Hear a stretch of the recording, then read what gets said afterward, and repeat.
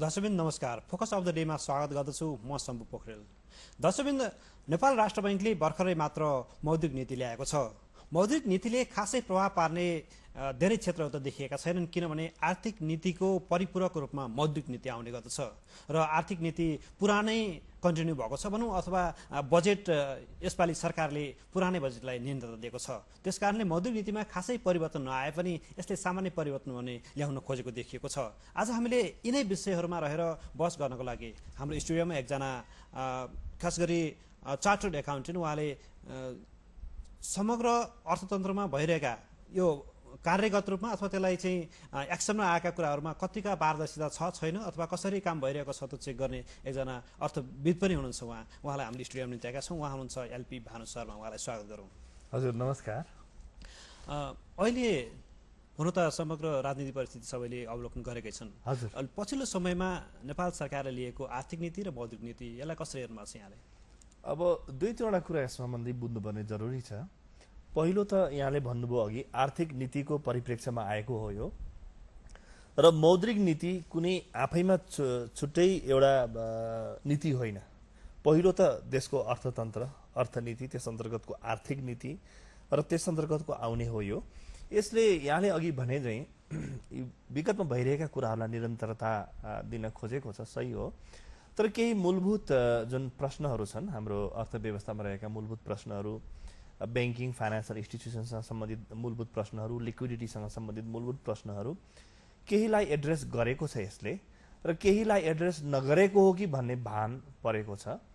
र जुन investor confidence हुन्छ नि, त्यो कन्फिडेन्समा चाहिँ यसले खासै बुस्ट गरेको मैले कहीँ पनि फिल पाउँदिनँ। अब जस्तो बैङ्कमा अहिले अब पहिला लिक्विडिटी क्रन्च थियो, अहिले सरप्लस भएको छ लिक्विडिटी। हजुर, अब ब्याङ्कहरूले ब्याज दर घटाइरहेको अवस्था छैन, खास गरी निक्षेपकर्ताहरूलाई मात्र घटाएको छ, ऋणीहरूलाई घटाएको छैन। यो अवस्थामा नेपाल राष्ट्र ब्याङ्कको एउटा दबावकारी भूमिका कतिको महसुस गर्नुभएको छ यहाँले? शब्द पनि तपाईँले बडो मिठो चयन गर्नुभयो, दबावकारी भूमिका भनेर। यसलाई हेऱ्यौँ भने नि अलिकति जुन हाम्रो अर्थतन्त्रको विरोधाभास छ नि, र यो चाहिँ पोलिसी लेभलमा रहने मान्छेहरू अर्थतन्त्रको तल जे भइरहेको छ नि ग्राउन्ड लेभलमा, त्योसँग अझ पूर्ण रूपमा परिचित हुन बाँकी छ भन्ने यसले पनि झझल्को दिन्छ क्या। मैले बार बार यो कुरा भन्ने गरेको छु। सम्बुझी यो के हो भने नि, पहिलो कुरा त लिक्विडिटी क्रन्च थियो। यहाँ कस्तो हुन्छ भने लिक्विडिटी क्रन्च भयो भने हामी एकदम पुरै तल खस्किन्छौँ, र लिक्विडिटी अहिले फ्लस छ, लिक्विडिटी सरप्लस छ, असाध्यै बढी लिक्विडिटी। हेर्नुहोस्, यो उसमा तपाईँको चाहिँ ब्लड प्रेसर एकैचोटि तल र एकैचोटि माथि र एकैचोटि तल भयो भने जे हाल हुन्छ, हामी कहाँ त्यही नै भएको छ। र अहिले जुन लिक्विडिटी सरप्लस छ, यसलाई अलिकति तान्ने, अलिकति खैचिने, यसलाई अलिकति न्यारो गर्ने खाले यसले नीति त लिएको छ। तर तपाईँले हेर्नुभयो भने जुन यहाँ हामी कहाँ लिक्विडिटी क्रन्च हुँदाखेरि पनि र लिक्विडिटी सरप्लस हुँदाखेरि पनि जुन आउने आधारभूत समस्याहरू छन् नि, जस्तो अहिलेको बेलामा आउने क्यापिटल फ्लाइट सबभन्दा ठुलो समस्या, र यी समस्याहरूलाई यसले राम्रोसँग एड्रेस नगरेको भएर जुन खाले एउटा आओस्, यो चाहिँ अलिकति अर्थतन्त्रमा कन्फिडेन्स फेरि बढोस्, राजनीतिक एउटा शून्यता छ, पोलिटिकल भ्याक्युम छ, यो बेलामा पनि अलिकति यहाँको मान्छेहरूमा चाहिँ जुन खाले अलिकति विश्वासको आधार बढोस् भन्ने जुन भाव थियो, त्यसलाई धेरै एड्रेस गरेको मैले पाइनँ। म कुनै ठुलो अर्थतन्त्रको म विश्लेषक होइन, म एउटा त चार्टर्ड एकाउन्टेन्ट हुँ, आम नागरिक हुँ, र मैले मेरो आफ्नो अध्ययन र मैले अरूको कुराहरू पनि बुझ्दाखेरि मैले के पाउँछु भने समग्रमा यसले जुन हामी कहाँ अहिले जुन समस्या छ नि, त्यो समस्यालाई ठ्याक्क ठाउँमा एड्रेस गर्दैन यसले। जस्तो अब 1990 पछि जब नेपालले पनि एउटा विश्वको ट्रेन्ड अनुसार नै खुल्ला अर्थतन्त्रमा गएका छौँ, त्यसकारण ब्याङ्कहरूले आफैले गर्ने भन्ने जुन पोलिसी लियो, त्यसले गर्दाखेरि त अब ब्याङ्कहरूमा एक किसिमको मोनोपोली भयो जस्तो देखिएको छ। जस्तो तपाईँले 1 वर्ष अगाडि लिएको लोनमा तपाईँले 14% ब्याज तिर्नु भएको छ भनेदेखि अब अहिले नयाँ लोन इस्यु गर्दा उसले 12% दिन्छ, तर पुरानो लोनको चाहिँ इन्ट्रेस्ट घटा भन्दाखेरि उसले दिँदैन। यो भनेको त एक किसिमको ठगी नै हो। यस्तो भइरहँदा पनि राष्ट्र ब्याङ्कले चाहिँ कुनै दबावकारी भूमिका निर्वाह गरेको छैन। तपाईँ कसरी हेर्नुहोस् यसलाई? यो मैले तपाईँले शब्द प्रयोग गर्दा अघि पनि मैले भनेको थिएँ, तपाईँले बडो एउटा चाहिँ सठिक शब्द प्रयोग गर्नुभयो, दबावकारी भूमिका भनेर। हेर्नुहोस्, राष्ट्र ब्याङ्क आफैमा पनि स्वायत्त निकाय हो, त्यस्तै गरी ब्याङ्कहरू स्वायत्त निकायहरू हुन्। हामीले यो कुरो बुझ्नुपर्छ, यिनीहरूको स्वायत्त अस्तित्व हुन्छ। तर ब्याङ्कहरूले फाइनान्सियल इन्स्टिट्युसनहरूले वित्तीय संस्थाहरूले समग्र रूपमा देशले जुन नीति लिएको छ त्यो नीति अन्तर्गतै सबै कुरालाई लिएर जानुपर्छ र सङ्केत देशले के दिइरहेछ भने ब्याज दर घट्यो भन्ने सङ्केत दिइरहेछ। अब हामी कहाँ ब्याज दर घटाउन सकेनौँ भने यहाँबाट तपाईँको चाहिँ एक त डिपोजिटमा अहिले ब्याज दर धेरै कम छ। डिपोजिटमा ब्याज दर कम हुँदाखेरि कति दिनसम्म यहाँ पैसा आइरहन्छ मलाई भन्नुहोस् त? डिपोजिट कहिलेसम्म बढिरहन्छ? बढ्दैन नि। यो डिपोजिट त यो पैसा कस्तो छ भने यो देशमा आउने धन कस्तो छ भने यो देशमा मात्रै होइन संसारभरि यही नै हुने हो। तर हामी चाहिँ अलिकति ओपन बोर्डरले पनि गर्दाखेरि जहाँ पनि 1% बढी आउँछ रिटर्न त्यहाँ जान्छ हो कि होइन? त यहाँको क्यापिटल फ्लाइट हुने सम्भावना तुरुन्तै देखियो। अर्कोतिर ब्याङ्कहरूलाई स्वायत्त रहन दिइकन पनि समग्रमा जुन नीतिमा ढाल्नु पर्ने हो नि, यो यहाँले भने चाहिँ म ठगी लुट गर्यो ब्याङ्कले म भन्न सक्दिनँ। किनभने सबैको तपाईँले इन्ट्रेस्ट रेट घटाउनु भयो, ब्याज दर घटाउनु भयो भने रातारात अहोरात्र ब्याङ्कहरूको ब्याज दर घट्दैन। कसैले 12%मा डिपोजिट लिएको छ, 13%मा डिपोजिट लिएको छ, उसलाई 3% उसले मार्जिन चाहिँ घटीमा पनि राख्नुपर्छ। अब तपाईँले चाहिँ चाहनुभयो कि एकैचोटि 10%मा झारोस्, उसले कसरी झार्छ? झार्न सक्दैन नि। यसको समय लाग्छ हेर्नुहोस्। त्यस कारण अघि मैले भन्दै थिएँ कि अर्थतन्त्रको तलको जुन जहाँ जग छ, जहाँ आधार छ, जहाँ आम नागरिकहरू छन्, जहाँ कारोबार हुन्छ, त्यहाँ गएर हेरेर त्यही अनुरूपको हामीले केही कुरो डिजाइन गर्न सक्यौँ भने मात्र यी सबै समस्यालाई एड्रेस गर्छ। होइन भने हेर्नुहोस् अब अर्को 6 महिनामा लिक्विडिटी क्रन्च आइ नै हाल्छ। किनभने यो क्यापिटल फ्लाइट चाहिँ सुरु भइ नै सक्यो, मिडियामा पनि आउन थाल्छ अब। र फेरि तपाईँको चाहिँ के हुन्छ भने ब्याज दर बढ्यो, हामीले ब्याज दर बढाउन पाएनौँ भनेर ब्याङ्कले भन्छ वा राष्ट्र ब्याङ्कले केही भन्छ। यसरी न ब्याङ्क राष्ट्र ब्याङ्कको हातमा छन्, न अर्थतन्त्र नै समस्त तपाईँको चाहिँ यो नीति निर्माताहरूको हातमा छ। यसलाई अझै जरोसम्म गएर हामीले बुझेर काम गर्नुपर्ने जरुरी भयो के। र जुन दबाब तपाईँले भन्नुभयो नि, दबाब त पोलिसीगत रूपमा मात्रै हुन्छ। राष्ट्र ब्याङ्कले अरू कुनै तरिकाले भनेर दबाब महसुस हुँदैन। र मलाई लाग्छ कि म पनि ब्याङ्क फाइनेन्सियल इन्स्टिट्युसनहरूसँग एसोसिएट भएको कारणले, तपाईँको बोर्डमा विभिन्न तरिकाले एसोसिएसन भएको कारणले म के बुझ्छु यसबाट भने अझै पनि समय लाग्छ ब्याङ्कहरूलाई, फाइनेन्सियल इन्स्टिट्युसनलाई यो इन्ट्रेस्ट रेटसँग आफूलाई अलाइन गर्नको लागि र समय दिन सक्नुपर्छ। यहाँले भन्नुभयो अब एकैचोटि रातारात चाहिँ उसले ब्याङ्क भनौँ 13%बाट 10% घटाउन सक्दैन। हजुर। तर एउटा ब्याङ्कहरूले एउटा आफूलाई रिस्क पनि महसुस गर्ने कुरा के भने, जस्तो तपाईँले ब्याज दर त घटाउनु भएन, अब उद्योगहरूले लगानी गरेनन्, डिपोजिट मात्रै लिनुभयो भने अहिलेको स्प्रेड रेट अहिले झन् 9-10% पुगिसकेको छ स्प्रेड नै, त्यसमा पनि तपाईँ टेक्न सक्नुहुन्न। त्यो त ब्याङ्कले ख्याल गरे होला नि होइन? यो थियोरिटिकल स्प्रेड हो, यो ख्याल गर्नु होला। म ब्याङ्कको कस्टमर पनि हो, किनभने आम नागरिक सबै कुरो हुन्छ हेर्नुहोस् है। तर म के भन्छु भने नि, यो जुन थियोरिटिकल तपाईँले 9-10% भन्नुभयो स्प्रेड भन्नुभएको छ नि, यो थियोरिटिकल स्प्रेड हो। किनभने मेरो कस्ट अफ क्यापिटल घटाएको छैन। अर्कोतिर चाहिँ अलिकति लिक्विडिटी भए हुनाले तुरन्त मार्केटले एडजस्ट गर्न खोजिरह भएर मैले यो स्प्रेडलाई समाउन सक्दिनँ। अर्को तपाईँले राम्रो एउटा कुरो समात्नुभयो, त्यो के हो भने उद्योगहरूले कसरी अब बोरो गर्ने होइन। जस्तो कति मैले चिनेको मान्छेहरू उहाँले हाइड्रो पावरमा लगानी गर्नुभएको छ, उद्योगहरूमा लगानी गर्नुहुन्छ, सर्भिस इन्डस्ट्रीहरू छ उहाँहरूको। अब पर्खेर के को लागि पर्खेर बसिरहेछ सबैजना भने हाइड्रो पावरमा र अरूमा पनि अहिले रिटर्न छैन। अहिलेको ब्याज दरमा आजसम्म जुन ब्याज दर थियो नि, त्यो ब्याज दरको आधारमा रिटर्न छैन। अब रिटर्न नभएको हुनाले लगानी गरिरहेको छैन, लगानी पर्खेर बसिरहेको छ। अब इन्ट्रेस्ट रेट घट्छ र लगानी गरौँला भनेर पर्खिरहेछ। तर यो अवस्था रहेमा, यही नै अवस्था रहेमा र राष्ट्र ब्याङ्कले र सम्बन्धित निकायहरूले तुरन्त एड्रेस गर्न नसकेकामा मैले अघि भने चाहिँ क्यापिटल फ्लाइट भएर फेरि ब्याज दर बढ्छ र फेरि ब्याज दर बढ्यो भने त यो त हेरेकै हुन्छ।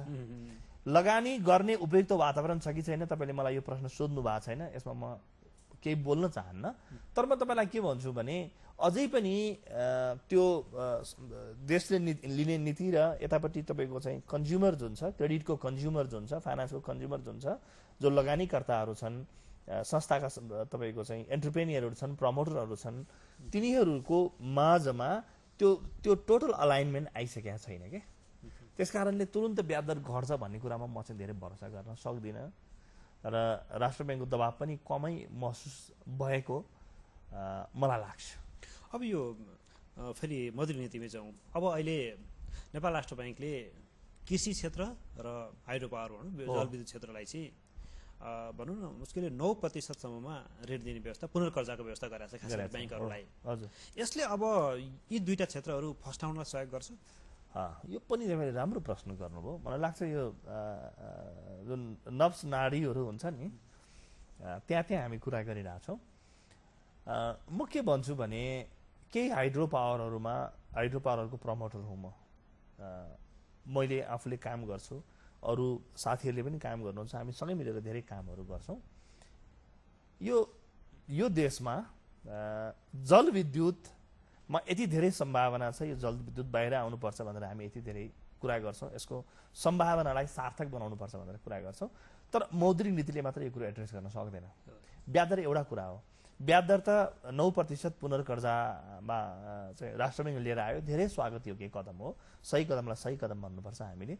तर यसले अरू बाँकी रहेका जुन 12-15वटा समस्या हुन् ती समस्याहरू यथावत रूपमा छन् हेर्नुहोस्, एउटा पहिलो कुरा। दोस्रो कृषिको जहाँसम्म यहाँले मलाई कुरो सोध्नुभयो, पहिले यो कृषि विकास ब्याङ्क जब अझै अलि बढी कृषकहरूको माझमा सक्रिय थियो नि, त्यतिखेर के यो मौद्रिक नीति र कृषकको बिचमा एक किसिमको इन्ट्रेक्सन थियो क्या, ठिक छ, अदृश्य तपाईँको चाहिँ त्यहाँ एउटा लेनदेन चल्थ्यो क्या। अब त्यो कृषिमा तल गएर कृषिको तहमा काम गर्ने इन्स्टिट्युसन तपाईँले बहुतै कम पाउनुहुन्छ यो देशमा। त्यो इन्स्टिट्युसन हामी खडा गर्न बाँकी छ। हामी जब भन्छौँ कि कृषिमा आधारित हाम्रो अर्थतन्त्र हो, अहिले त रेमिटेन्समा आधारित भइसक्यो, यो चेन्ज भइसक्यो, र पनि रेमिटेन्स भनेको आज छ भोलि छैन हुनसक्छ, तर कृषि भनेको अलि लामो समयसम्म हामीसँग रहने कुरा हो। त्यहाँ अझै पनि हामीले तलको कृषकले सजिलोसँग ऋण सुविधा पाउने हामी अझैसम्म व्यवस्था मिलाइसकेका छैनौँ। त्यो केसमा तपाईँले 9% को बदला 7मा झारे पनि अन्तिम कन्ज्युमरलाई फाइदा हुँदैन। मेरो कुरा तपाईँले बुझ्नुभयो नि, अन्तिम कन्ज्युमर कृषि चाहिँ इन्डस्ट्रियलाइज भइसकेका छैन। र तपाईँको चाहिँ जुन तपाईँले हेर्नुहोस् न, एग्रिकल्चरमा जुन लोन हुन्छन्, बेङ्गलले जुन प्रायोरिटी सेक्टरमा लेन्डिङ गरेको छ, त्यसको सार तपाईँले हेर्नुभयो भने नि त्यो कन्ज्युमर कहाँ छैन क्या, सार कन्ज्युमर कहाँ छैन।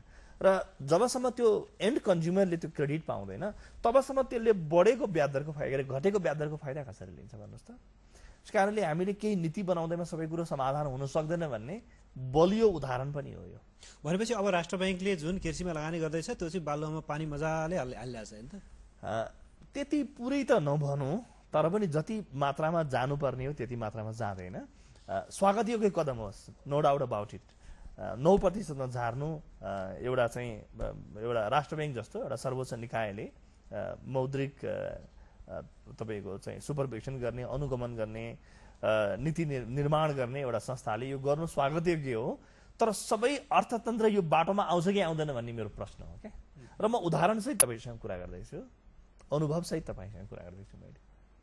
अब यो अहिले हुन त मौद्रिक नीति हामीले अघि नै भनिसक्यौँ कि आर्थिक नीतिको परिपूरक हो। आर्थिक नीति नै नयाँ आइसकेको छैन भने चाहिँ मौद्रिक नीति नयाँ के चाहिँ आउँछ, र पनि एक दुईवटा कुरालाई राष्ट्र ब्याङ्कले एड्रेस गर्न खोज्यो, र केही कुरा चाहिँ खास गरी मान्छेहरूको जनगुनासोलाई अलिकति एड्रेस गर्न खोज्यो। अब जस्तो विदेश जानेहरूलाई जस्तो वर्षमा 2 पटक मात्रै $2000 छाड्ने सुविधा थियो भने अब त्यसलाई बढाएर अहिले 2500 भएको छ र 5,000सम्मलाई दिने भन्ने कुरा छ। यो भनेको राष्ट्र ब्याङ्कको एउटा सामान्य मोडर्नाइजेसन प्रोसेसमा अलिकति ल है पब्लिक लाइन दिउँ भन्ने हो, अथवा यसले चाहिँ तात्विक अर्थ राख्छ?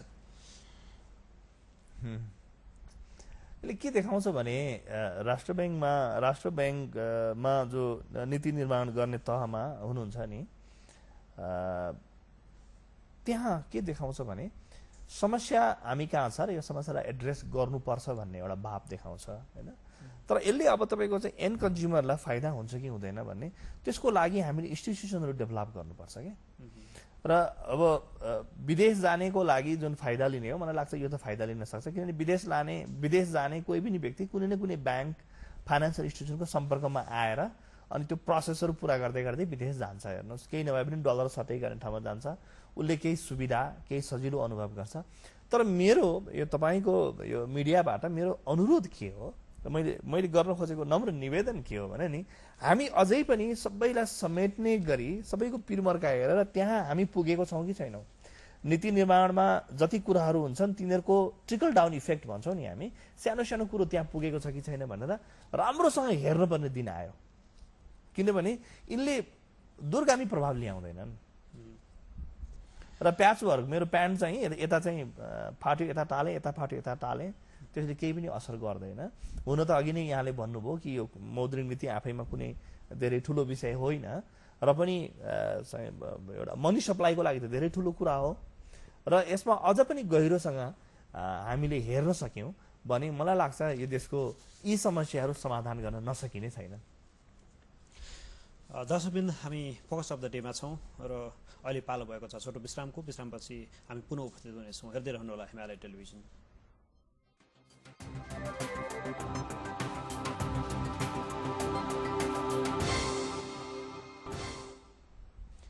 दर्शकवृन्द, हामी फोकस अफ द डेमा छौँ र हामी कुरा गरिरहेका छौँ समसामयिक आर्थिक विषयमा। र अहिले भर्खरै मात्र मौद्रिक नीति राष्ट्र ब्याङ्कले सार्वजनिक गरेको छ र यसले बजारमा कस्तो प्रभाव पार्छ।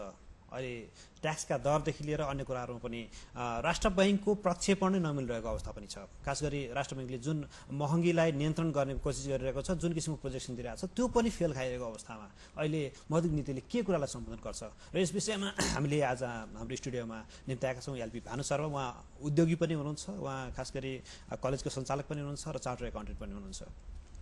अहिले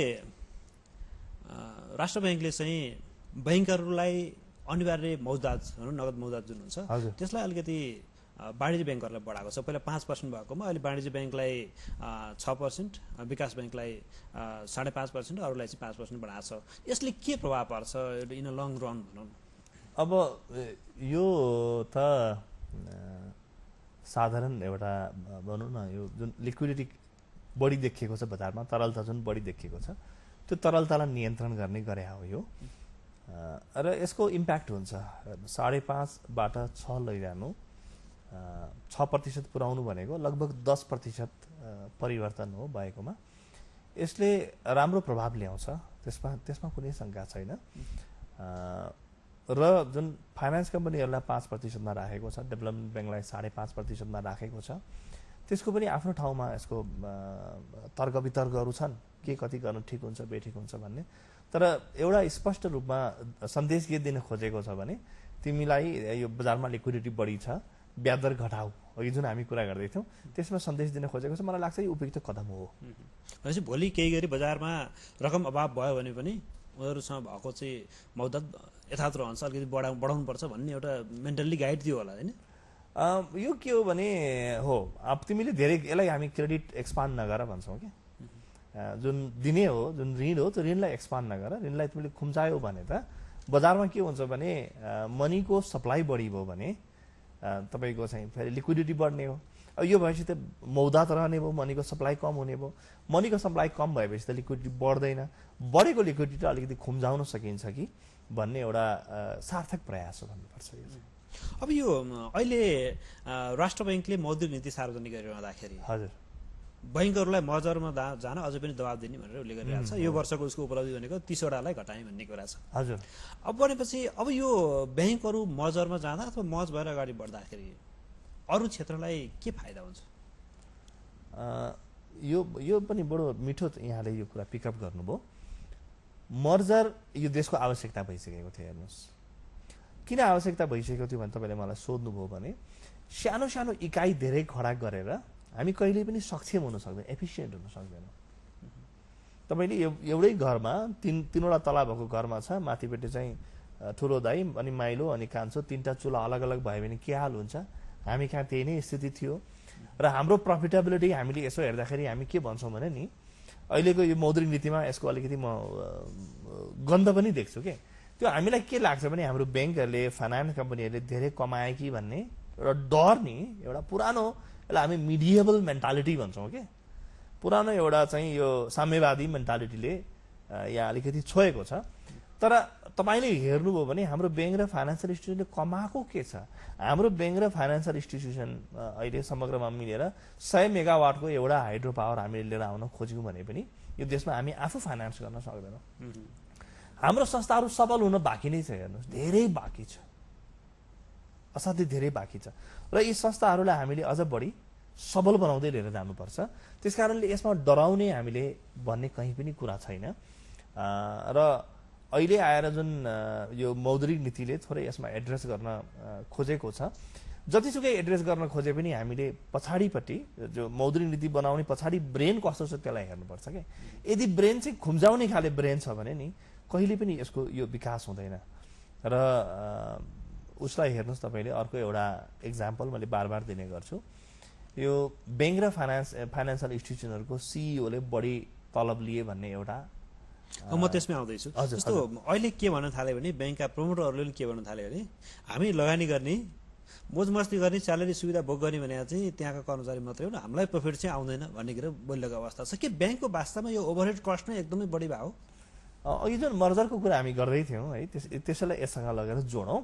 मर्जरमा तपाईँको हुन्छ के भने नि दुईटा संस्था एकै जग्गा आउने बित्तिकै त एफिसियन्सी बढ्छ, हेर्नुहोस् कस्ट कम हुन्छ। मर्जर जरुरी थियो र यो जरुरी छ। हेर्नुहोस् राष्ट्र ब्याङ्कको आर्थिक नीतिको तपाईँ जसको पनि भन्नुहोस्, यो देशमा एउटै काम उहाँहरूले गर्ने भनेको के भने हाम्रो संस्थालाई सबल बनाउने हो। हाम्रो संस्थाको हातखुट्टा भाँचेर त कहीँ पनि केही फाइदा हुँदैन, हेर्नुहोस् कसैलाई पनि फाइदा हुँदैन। हाम्रो संस्थालाई सबल बनाउने क्रममा केही प्रमोटरहरूले हामीले चाहिँ केही पाएनौँ होइन, कर्मचारीहरूले बोनस पाए, सिइओले भत्ता सुविधा पायो, तलब बढी पायो भनेर भन्ने जुन छ, मलाई लाग्दैन धेरै मान्छेले यस्तो भने होला। किनभने म धेरैसँग मेरो उठबस छ, म उहाँहरूसँग विभिन्न खाले कामहरू पनि गर्छु र हामीले सिइओको स्यालेरी त्यसपछि कर्मचारीले पाउने तलब सुविधामै हामीले रोक लाउन थाल्यौँ भने संस्थाहरू त तपाईँको हेर्नुहोस् अलि दिनपछि यो यहाँ शरीरको यो ठाउँमा चाहिँ अलिकति बढी रक्त प्रभाव हो, यहाँनिर बाँधेर कम गरौँ भनेर भन्न खोजे जस्तै हो। समग्र रूपमा ब्लड प्रेसरको हामीले औषधि खोजेनौँ, तर सानो सानो शरीरको अङ्गहरू हामी बाँध्न थाल्यौँ भने अङ्ग प्यारालाइसिस हुन्छन्। हेर्नुहोस् कर्मचारी तन्त्र प्यारालाइसिस हुन्छ ब्याङ्कको। पहिलोपटक हामीले धेरै ठुलो उपलब्धि मान्नुपर्छ र राष्ट्र ब्याङ्कलाई यसको श्रेय म दिन तयार छु। त्यो के हो भने नेपालको ब्याङ्कहरू अब नेपालीहरूले चलाउँदैछन्। हेर्नुहोस् ब्याङ्किङ संस्थाहरूमा नेपालीहरू सक्षम भए, यो धेरै ठुलो उपलब्धि हो हाम्रो। यो मलाई लाग्छ यो विगत 20 वर्षको उपलब्धि हो, यो धेरै ठुलो उपलब्धि हो। अब अहिले आएर मेरो अनुरोध कृपया हातखुट्टा नभाँच्नुहोस्, बढ्न दिनुहोस् र सानो सानो कुराहरूले पनि हातखुट्टा भाँचिएको अनुभव गर्छन् संस्थाहरूले र हामीले संस्थाको हातखुट्टा भाँच्यौँ भने देश कहाँ रहन्छ। यहाँले भन्नुभयो 100 मेगावाटको जलविद्युत आयोजना बनाउनु पर्यो भने पनि नेपाली ब्याङ्कहरूमा त्यो पैसा छैन, त्यो लिक्विडिटी छैन। अब यसको एफिसियन्सीलाई लगेर हामीले ब्याङ्कसँग जोड्न सक्छ नि सक्दैनौँ? ब्याङ्कका प्लान पोलिसीहरू कस्ता हुन्छन् भनेदेखि अब अहिले हामीले ब्याज दरको सवालमा जोड्न सक्छौँ। हजुर झन्नै मङ्सिर पुसदेखि ब्याज दरको एक किसिमको भन्ने हो भने मार्केटले देखाएको सिनारियो चाहिँ ब्याज दर घट्नुपर्छ भन्ने।